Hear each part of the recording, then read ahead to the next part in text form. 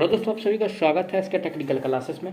तो चलिए दोस्तों, आज बात करेंगे कंप्यूटर मेमोरी। और कंप्यूटर मेमोरी से जो प्रीवियस पेपर में क्वेश्चंस पूछा गया है सभी को इस वीडियो में देखने का प्रयास करेंगे। तो आप लोग वीडियो में इन तक जरूर बने रहिएगा। साथ ही साथ नए हैं तो चैनल को सब्सक्राइब करके वीडियो को जरूर शेयर कर दीजिएगा।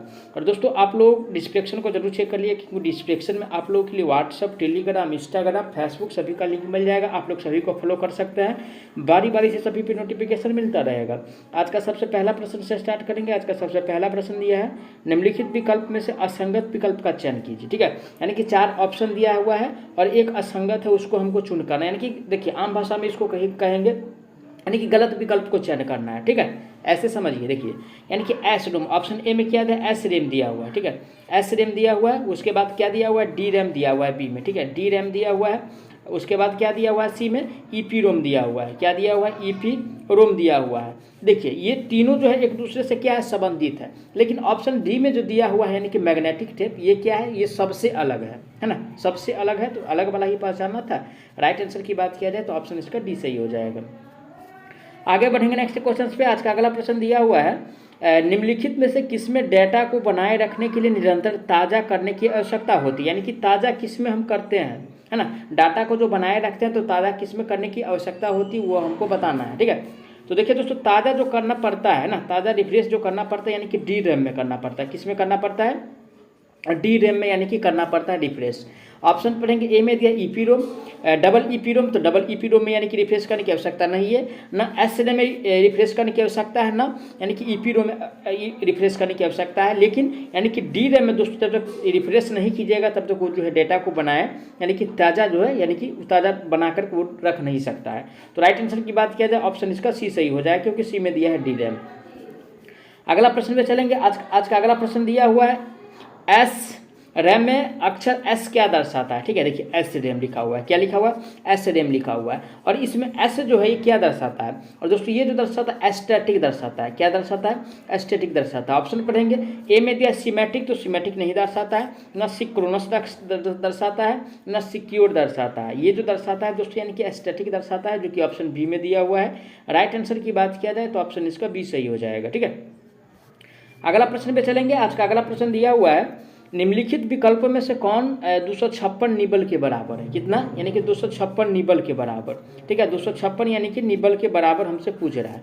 और ए में दिया 4 किलोबाइट, बी में दिया 1 किलोबाइट, और सी में दिया 128 बाइट्स, और डी में दिया 512 बाइट। देखिए दोस्तों, यानी कि 256 निबल के बराबर यानी कि 128 बाइट्स होते हैं। कितना होते हैं, 128 बाइट्स होते हैं, जो कि ऑप्शन सी में दिया हुआ है। राइट आंसर की बात किया जाए ऑप्शन इसका सी सही हो जाएगा, क्योंकि सी में दिया हुआ है 128 बाइट्स। ठीक है, नेक्स्ट क्वेश्चन आज का दिया हुआ है। अगला प्रश्न पे चलेंगे।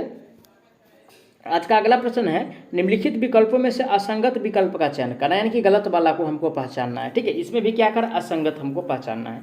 ए में कह रहा है यानी कि M F L O P S, उसके बाद यानी कि जी एच जेड। ठीक है, गीगा हर्ट्ज, उसके बाद यानी कि गीगाबाइट दिया हुआ है, और डी में जो दिया एम आई पी एस दिया हुआ है ना। और सभी में से यानी कि जो 4 ऑप्शन है इसमें से एक यानी कि जो नहीं है, यानी कि जो सबसे अलग है उसको हमको चूज करना है। ठीक है, ये देखिए M F L O P S, उसके बाद gigahertz, M I P S, ये सब क्या है दोस्तों, यानी कि यूनिट से मापने का। लेकिन गीगाबाइट क्या है, तो ये यानी कि तीनों से अलग है। ये तीनों क्या है, एक दूसरे से संबंधित है ना। ऑप्शन में जो दिया हुआ है ए, बी और डी, ये सब तीनों संबंधित है एक दूसरे से। यानी कि ए हो गया, उसके बाद बी हो गया, और ये डी हो गया। ये तीनों एक दूसरे से संबंधित है। लेकिन सी वाला जो ऑप्शन दिया हुआ है गीगाबाइट, ये सब तीनों से यानी कि अलग है। तो अलग वाला पहचानना था, संगत। राइट आंसर जो होगा दोस्तों ऑप्शन इसका सी सही हो जाएगा। आगे बढ़ेंगे नेक्स्ट क्वेश्चन पे। आज का अगला प्रश्न है, निम्नलिखित में से कौन सा कथन असत्य है, यानी कि गलत वाला हमको पहचानना है। ठीक है, रॉन्ग वाला को पहचानना है। ए में दिया एस रैम को पावर रिफ्रेश विद्युत परिपथ की आवश्यकता नहीं होती है। बी में दिया एस रैम को सिंक्रोनस रैंडम एक्सेस मेमोरी भी कहा जाता है। एस रैम को क्या कहते हैं दोस्तों, यानी कि सिंक्रोनस रैंडम एक्सेस मेमोरी भी कहा जाता है। तो देखिए, ये जो दिया हुआ है सरासर गलत है ना। एस रैम को सिंक्रोनस रैंडम एक्सेस मेमोरी नहीं कहा जाता। ये जो दिया है गलत दिया हुआ है। ठीक है ना, तो राइट आंसर गलत वाला ही पहचानना था, ऑप्शन इसका बी सही हो जाए, क्योंकि बी में जो दिया हुआ है गलत वाला दिया हुआ है। ठीक है, चलिए आगे बढ़ेंगे नेक्स्ट क्वेश्चन पे। आज का अगला प्रश्न दिया हुआ है, 4 बिट एड्रेस लाइन का उपयोग करके कितने अलग अलग एड्रेस लाइन बनाए जा सकते हैं। कितना, यानी कि 8 बिट का। ठीक है, 8 बिट का यानी कि जो उपयोग करेंगे, और अलग अलग लाइन की बात है दोस्तों। ठीक है, तो ये लगभग यानी कि 256 लाइन बना सकते हैं। कितना, 256 यानी कि लाइन को यानी कि बना सकते हैं। ऑप्शन किस में दिया है 256, ऑप्शन ए में दिया है 256 लाइन। राइट आंसर जो होगा दोस्तों ऑप्शन इसका ए सही हो जाएगा। आगे बढ़ेंगे नेक्स्ट क्वेश्चन पे।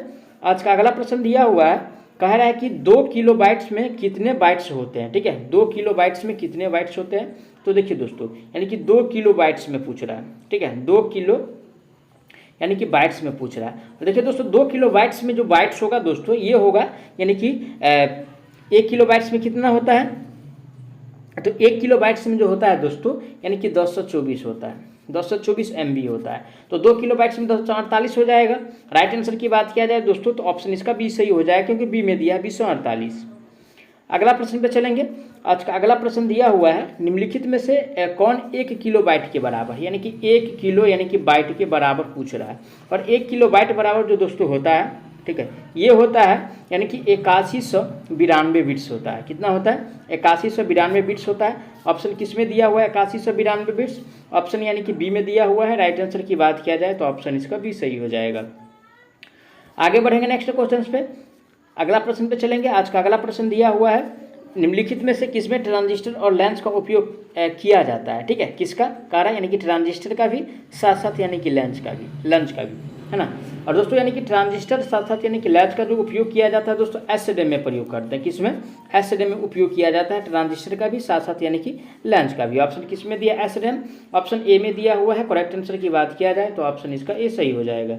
जबकि बी में दिया हार्ड डिस्क, तो हार्ड डिस्क का उपयोग नहीं करते, ना डीरैम का प्रयोग, डीरैम में प्रयोग होता है दोनों का, ना रोम में प्रयोग होता है दोनों का।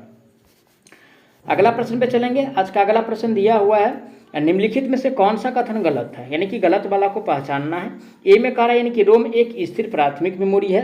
क्या कह रहा है, रोम जो है एक स्थिर प्राथमिक मेमोरी है। ये तो सही बात है भाई, प्राथमिक मेमोरी है। बी में कह रहा है कैश मेमोरी सीपीयू और रैम के बीच की एक बहुत ही हाई स्पीड मेमोरी है। ये भी बात ठीक है। सी में का रजिस्टर सीपीयू के बाहर स्थित हाई स्पीड स्टोरेज एरिया होता है। तो दोस्तों यानी कि रजिस्टर जो होता है सीपीयू के बाहर ना, ये अंदर होता है। ये गलत दिया हुआ है, गलत वाला हमको पहचानना था। राइट आंसर ऑप्शन इसका सी सही हो जाएगा। आगे बढ़ेंगे नेक्स्ट क्वेश्चन पे। आज का अगला प्रश्न दिया हुआ है, आज का अगला प्रश्न है 1 बाइट में कितने बिट होते हैं, यानी कि 1 बाइट बराबर यानी कि बिट है। और दोस्तों 1 बाइट में जो बिट होता है यानी कि 8 होता है। कितना होता है, यानी कि 8 होता है। ऑप्शन किस में दिया है 8, ऑप्शन ए में दिया है। करेक्ट आंसर की बात किया जाए तो ऑप्शन इसका ए सही हो जाएगा। आगे बढ़ेंगे नेक्स्ट क्वेश्चन पे। आज का अगला प्रश्न दिया हुआ है, 1 किलोबाइट स्मृति में कितने निबल होते हैं, 1 किलोबाइट में, है ना। 1 किलोबाइट में यानी कि निबल हमसे पूछ रहा है। और दोस्तों 1 किलोबाइट में यानी कि निबल की संख्या जो होगा, है ना, ये जो है लगभग 248, कितना 248 होगा। ऑप्शन किस में दिया हुआ है, ऑप्शन ए में दिया है 248। राइट आंसर की बात किया जाए तो ऑप्शन इसका ए सही हो जाएगा। बी में दिया 512, 512 नहीं होगा, ना 128 होगा, ना 256 होगा। अगला प्रश्न पे चलेंगे। आज का अगला प्रश्न दिया हुआ है, देखिए, वह कौन सी सबसे कम और सबसे बड़ी पूर्ण संख्या है जिन्हें 1 बाइट स्मृति स्थापना में संग्रहित किया जा सकता है। ध्यान दें, पूर्ण संख्या गिनती की मूल संख्या 0 से लेकर के यानी कि 6 तक ला है, ठीक है ना, इत्यादि है। तो देखिए दोस्तों ये जो है यानी कि 0 और 200 यानी कि 55, इसमें कोई कॉन्सेप्ट लगता है, ठीक है, स्क्रीन बड़ा होता है ना, उसके साथ साथ कुछ सिस्टम आता है। तो इस क्वेश्चन को यानी कि फिर से हम बताने का प्रयास करेंगे, ठीक है। तो राइट आंसर जो होगा दोस्तों 0 और 256 होगा। अगला प्रश्न पे चलेंगे। आज का अगला प्रश्न दिया है, हार्ड डिस्क, सीडी और पेन ड्राइव निम्नलिखित में से किस संग्रहण के उदाहरण है, ठीक है ना। यानी कि सीडी भी साथ साथ पेन ड्राइव भी। ये जो है दोस्तों यानी कि माध्यमिक का है। किसका है, माध्यमिक का है। ऑप्शन किस में दिया है, माध्यमिक, ऑप्शन ए में दिया हुआ है माध्यमिक। राइट आंसर की बात किया जाए दोस्तों ऑप्शन इसका ए सही हो जाए, क्योंकि ए में दिया हुआ है माध्यमिक। बी में जो दिया है गलत दिया हुआ है, ठीक है, क्योंकि अनुक्रमिक पहुंच नहीं होता है। ये न परिवर्तनशील प्रकार का होता है, न प्राथमिक प्रकार का होता है, ये माध्यमिक प्रकार का होता है, ठीक है। अगला प्रश्न आज का दिया हुआ है, कह रहा है कि निम्नलिखित में से रोम का कौन सा एक प्रकार नहीं है, ठीक है। रोम का जो प्रकार नहीं है दोस्तों वो हमको यानी कि चूज करना है। ऑप्शन ए में दिया है पी रोम, बी में दिया है यानी कि डी रोम, और सी में दिया है डबल ई पी रोम, और डी में दिया है ई पी रोम। तो यानी कि कौन सा नहीं है, यानी कि नहीं वाला हमको चूज करना है। तो यानी कि डी रोम जो दोस्तों ये जो है यानी कि रोम का प्रकार नहीं है, और नहीं वाला पहचानना था। ऑप्शन किस में दिया है, डी रोम, ए में दिया है पी रोम, तो पी रोम होता है, लेकिन डी रोम यानी कि नहीं होता है, जो कि बी में दिया है। करेक्ट आंसर ऑप्शन इसका बी सही हो जाएगा। आगे बढ़ेंगे नेक्स्ट क्वेश्चन पे। आज का अगला प्रश्न दिया है, निम्नलिखित में से कौन सी तुलनात्मक रूप से सबसे तेज मेमोरी है। ठीक है, तो तुलनात्मक रूप से कहा रहा है, तो देखिए दोस्तों यानी कि SRAM जो है यानी कि सबसे तेज मेमोरी है ना, SRAM सबसे तेज मेमोरी है अकॉर्डिंग टू DRAM की अपेक्षा, और साथ ही साथ यानी कि रोम की अपेक्षा। तो राइट आंसर जो होगा दोस्तों ऑप्शन बी सही हो जाएगा, क्योंकि बी में दिया हुआ है यानी कि SRAM। तो मैं आशा करता हूँ आप लोग सारा प्रश्न को अच्छा से समझे होंगे। अगर कोई भी प्रश्न में किसी प्रकार का डाउट है तो प्लीज़ आप लोग उसके लिए कमेंट कीजिए, आपको जवाब हो जल्द मिलने वाला है। साथ ही साथ नए हैं तो चैनल को सब्सक्राइब करके वीडियो को जरूर शेयर कर दीजिएगा। तो चलिए मिलते हैं नेक्स्ट वीडियो में, तब तक के लिए जय हिंद।